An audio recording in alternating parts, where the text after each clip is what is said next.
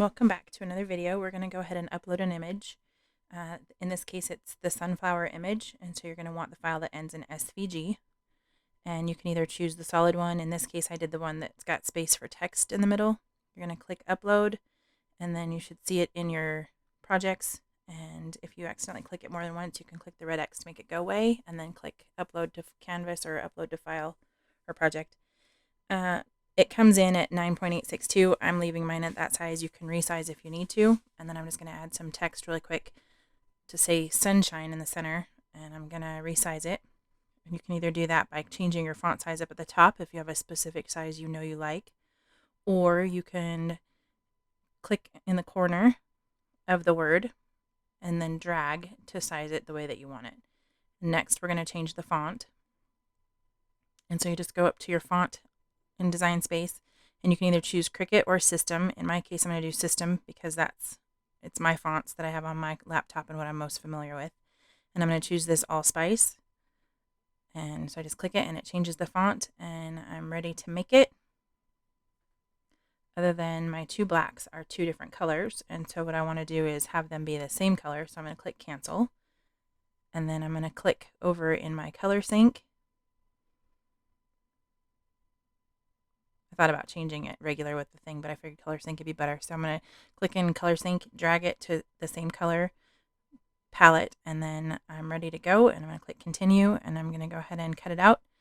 I also cut it out a few times in white so that I could make thicker letters. So in this case, I cut it the one time out of yellow, even though the shape said it was black. You choose whatever color you want, and you can change it in design space if you want to. If I'm just going to use one color, I don't worry about it. So I cut out the word sunshine 3 times out of white. I'm going to go ahead and ink my letters with this Distress Oxide. It's Carved Pumpkin. I don't know what color yellow it is that I used for cardstock. I just had some yellow in my stash. It's probably like goldenrod or something like that. So I'm just going to go through and ink all of these. And unfortunately, I sometimes get off the screen, so I'm just going to edit the video to cut some of that out, because I start working and moving myself more towards the off part of the screen. And then I just sped this up a little bit. You get the idea. You can go through and ink however you need to on your letters.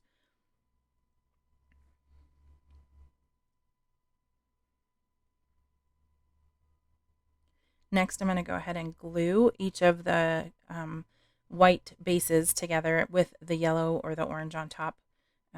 And see, there again, I went off screen, but I remembered to finally move it forward for you. So anyway, put your color cardstock on top and then just layer each of the other letters underneath. And again, this is tedious and you don't need to watch me do the whole sunshine word 3 times. So I'm going to go ahead and fast forward this just a little bit and skip onto a different letter.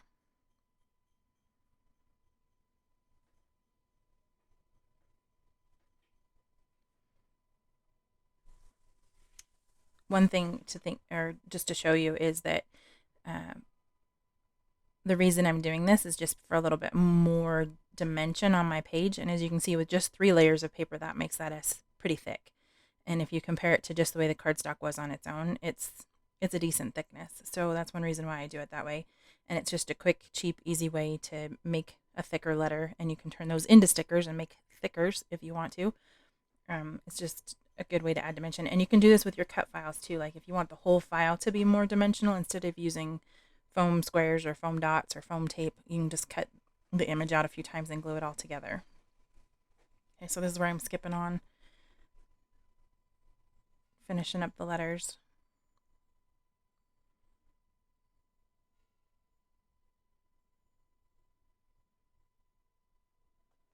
And then I'm just going to speed this up and work through the rest of sunshine.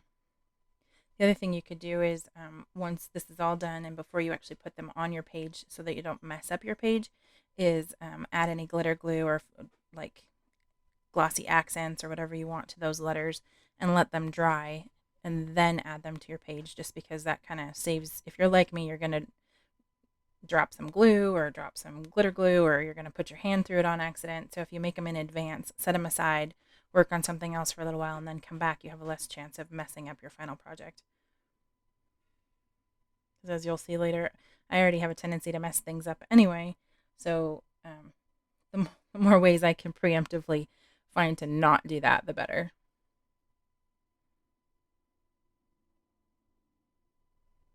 Okay, so now those letters are all done. I'm going to go ahead and see what I think about them on my page.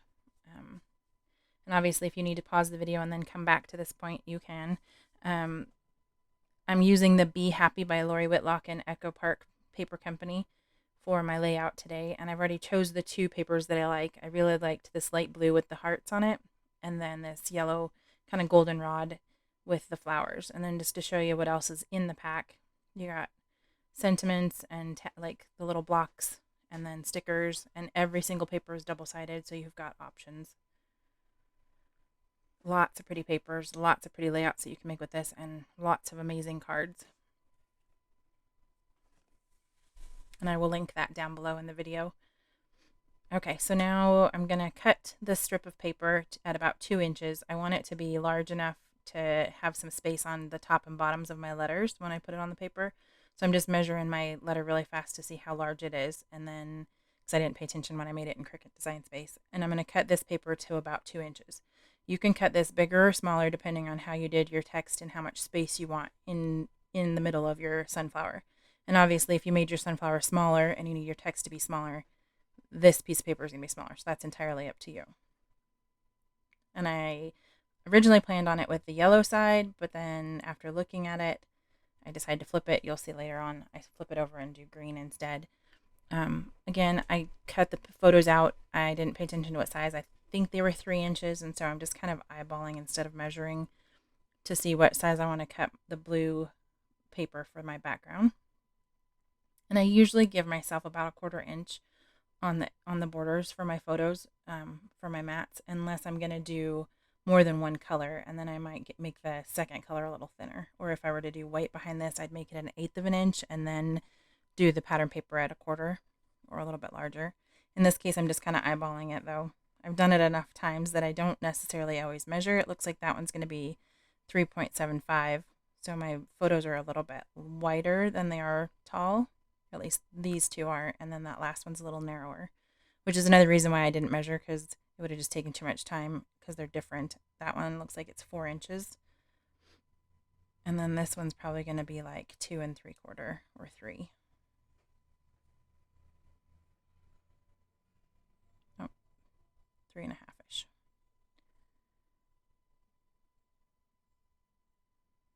Okay, so I thought about yellow for my background. Then I saw the green on the back and thought, oh, that's much more contrasting, and I like that contrast better. Plus, the green goes with the overall theme of sunflowers because of the green leaves. So I flipped the paper over, and this is where I'm going to put my letters down. I'm going to glue down my flower first, and my original plan was to put my images under the flower, and I got carried away with the glue, and I glued down the bottom edges of my flower. So if you want to tuck something underneath your flower, do not glue all the petals down yet. Okay, you'll see where I mess this up later on in the video. But note to self, or note to you, PSA, do not glue those bottom or those outside edges right there if you plan on tucking something behind there, because otherwise you'll end up having to pull it up or change your design. Okay, I pulled up on one corner and then changed my design for the other corners. It was a complete catastrophe. It's not like I needed to toss the project, but it was a little frustrating because it wasn't what I planned originally. So gluing it down, if you did put glue all the way, press all your edges. Over there where I'm pressing right now, that's where I didn't want to glue, so you'll see me pull that up later. And then I'm going to glue down the strip of paper, the pattern paper that goes in the center, to accent behind my letters. Honestly, I could put the letters down on the paper. They've got a pretty good contrast if I wanted the whole thing to be yellow and oranges, but I really liked the contrast of this green, so I would do this again.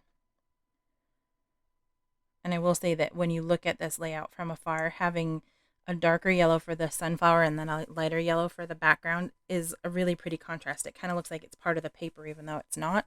So if I were to do it again, I would probably, like if I chose a different color, like oranges or something, I would do a darker orange for the flower and a lighter orange for the background. I really like the way that turned out. Okay. I always have a tendency to squish all of my letters to one side. So if I don't have them all like put down where they're supposed to be roughly, it's going to all squish to one side and I'll have too much space on the end. So I laid them all out and I'm relatively trying to put them back where I picked them up from to kind of keep that spacing and then make sure that I have enough space or an equal amount of space on the left and the right of the whole word.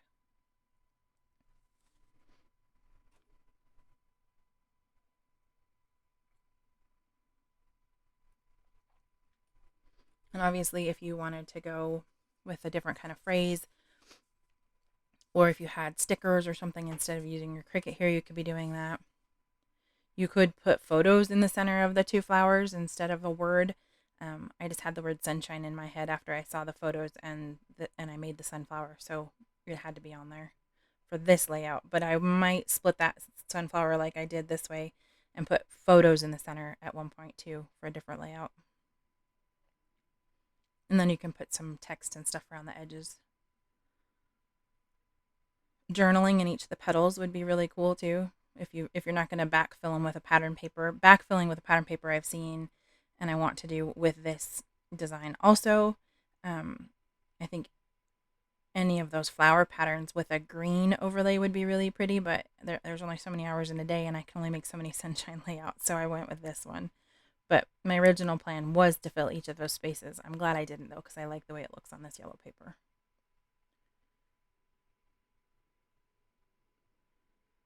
I'm going to be making a video on how to fill those spaces with your Cricut instead of having to fussy cut them, so stay tuned for that.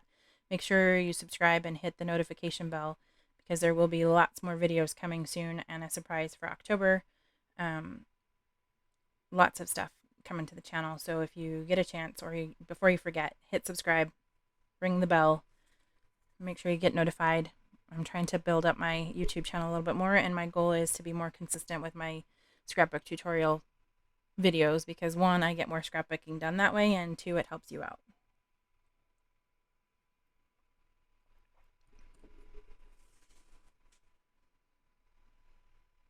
Also, make sure you share with a friend. If you've got other crafty buddies, let them know. Okay, so now I'm just going to lightly run some glue on the backs of each of these photos and put them on their photo mounts and then decide where I want to place them. My original plan, see, was to tuck it underneath there, and then I was like, oh, I glued. So I'm going to let it sit there for a second while I think about it because I'm deciding if I want to block the overlay or if I want to start over or what my overall plan is. A little frustrated for a second. My ultimate plan was to have this one kind of tucked underneath the corner, and so you'll see later I will pull up the paper just to get it underneath there because I really wanted it kind of tucked in that space where her arm is. And I just used my little Cricut spatula and kind of slipped it under and tried not to rip my paper on top too bad. It kind of bent a little bit, but it was pretty easy actually to kind of separate the two out. I managed to get it up enough that I can fit that picture underneath there. And there's a little bit of pieces that I still needed to clean up. I'll get to those later. But I managed to get it tucked enough to work with my original plan. And trimming it off on the edges wasn't so bad either. Like I trimmed the photo off the edge of the paper, and I actually like the way that that turned out too.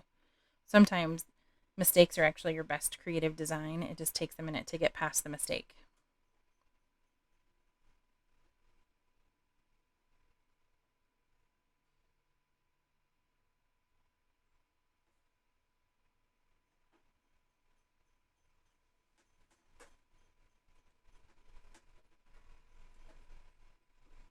Okay, so now that I've gotten that pulled up all the way, I'm going to go ahead and like press my flower down. I don't want it to cover her face, so I pull it out just a little bit more, but I like that it's kind of an element over the photo. And then I'm just going to re-add the glue to the back where I messed it up. You can see how it kind of chattered the paper right there, and it makes it a little wrinkly when I put it down. And I thought about covering it with an embellishment, but it was too much with the floral in the photo too, so I just kind of left it. Nobody, like, you're going to notice it now because I mentioned it. I'm going to notice it because I know it's there, but for the most part, most people looking at the layout aren't going to notice it right off the bat. And later I might go in and either smooth it out or put a different embellishment there. But for the sake of the video and time, I just did what I had. I think I have some like Prima paper flowers that might look good on there. I'll try those. Last little bit of glue on this photo. And then I've decided where I want the other two to be. I liked the balance of the pink headband in the one photo and then the blue in the other two photos. So I did one at the top and one at the bottom. And unfortunately my layout's kind of scooching down so you can't see the bottom of it, but it's pretty close to the bottom. Like there's not much hanging off down there that you can't see. So then I just placed this photo over the flower on this one, which it kind of worked out that way too. I think my photos were a little larger than I anticipated to. I was thinking they needed to be larger when I print them. And I honestly, in my head, I think I needed them to be like 2 inches, and I went with 3 instead. So I was already doomed for this overlay at the get-go because it would have covered too much detail. I might have been able to squeeze them up in the top corners, but I'm not sure it would have worked like visually. Okay, so now that that's done, I'm going to go ahead and run a quick word from Doodlebug and the berry die cuts that says sweet, and I'm going to run it through my die cut machine actually 3 times because I want it to be a little bit thicker also. So I just run it through the one time, realize I got the handle on the wrong side and it's more of a pain than it's worth. Flip that around. And then because I'm just running it on a piece of scrap paper, I'm not too worried about my placement. So I just flop it back on there, stick it back through, run it through a second, and then the third. And I will say that I love my Cricut and I love how fast it cuts things out. But the way that the beveled edges are on these metal die cuts, it made stacking these letters so much easier than the other ones were. Like they just kind of like chunk into each other the way they're supposed to. You can kind of feel when the edges line up. It was very nice. Okay, so then I'm just going to pull those out, get that out of the die. And then, and I just use my scissors. You can use anything sharp. Like I know they come with specific pokies and everything too, but I didn't need to dig that out. Those cutter bees kind of work for everything I need. Pop out the insides of all the letters, all those little hanging chads.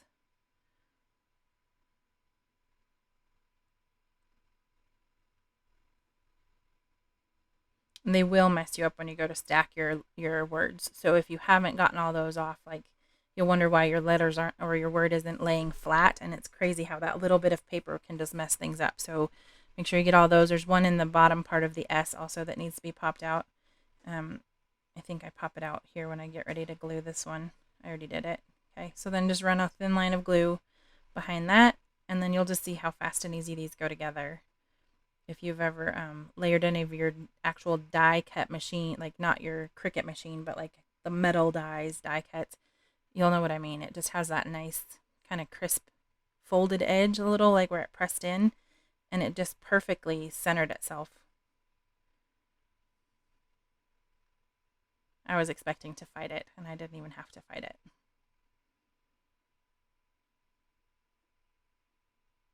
Something about writing cursive upside down with a glue gun that's a little mesmerizing too. It was kind of fun.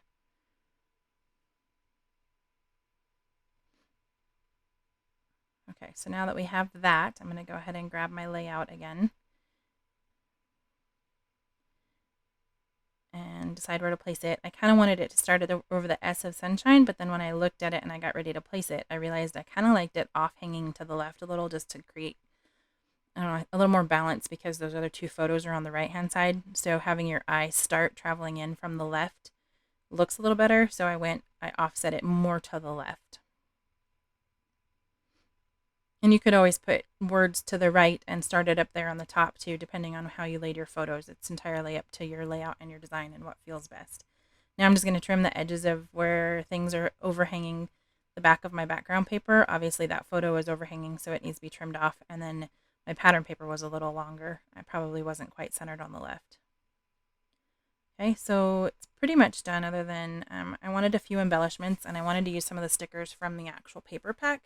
So I just chose the flowers. Originally I was going to put some die cut bees on this one too, but I felt like it was going to be too busy bees, get it? I didn't want it to be that busy. So I just chose the flowers, and then there's a couple little tiny bees on there, and so I chose those to put on after I found the flowers. And then originally I was thinking I kind of liked the welcome to our hive sticker there, and so I pulled it off and I thought about it. then I didn't really like any of the placements and the way that it was looking, and so I changed my mind. And it might be something that I add to it later, but there was another sentiment down there at the bottom, and so I chose to put it on there instead. It was the bee loved, and then I just added a few little bees to go with it. This is the, I don't know what they call them, but it's like supposed to be helpful for moving those sequins and stuff around, and it just caused me more problems than not. So I kind of figured out how to slide them off of the paper after I messed with this for a little while. And for some reason, my sticky end does not pick up those sequins at all. So I'm going to have to just try using it on paper, but I'm not very adept at that thing yet. But it does really help to get these little sequin pieces off of the plastic without leaving the little glue dot behind. You'll see here I'm just sliding it off, and that worked so much better than trying to pick them up. So I just put my plastic wherever I wanted it and then just slid it to the edge. And then as long as you don't press on the paper right away, you can kind of slide that glue dot around on the paper too. And one more little embellishment over here in the corner, and we are done. Thanks for watching, and again, be sure to hit subscribe, ring the notification bell. I'm super close to 1,000 followers, so if you can tell your crafty friends, and then there will be good things coming this fall to the channel and to the shop. Thanks again.